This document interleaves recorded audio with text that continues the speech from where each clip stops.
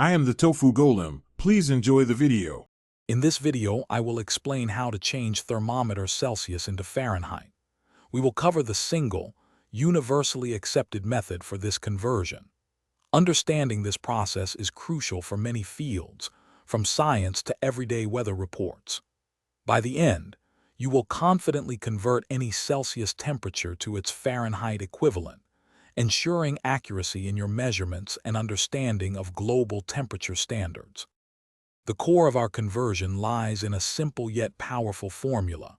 To find Fahrenheit, you take the Celsius temperature, multiply it by 9/5, and then add 32.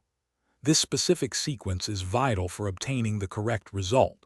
For instance, 9/5 can also be expressed as 1.8.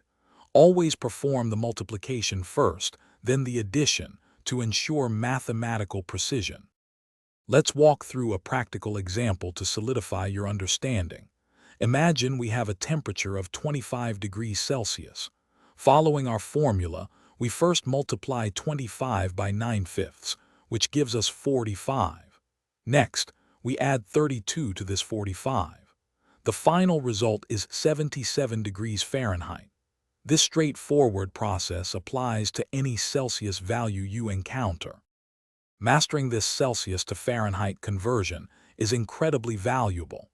It's the only accurate way to translate between these two widely used temperature scales, ensuring consistent communication across different regions and disciplines.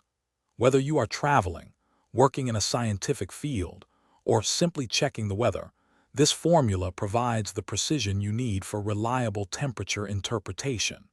Keep this simple method in mind for all your conversion needs. Thanks for watching.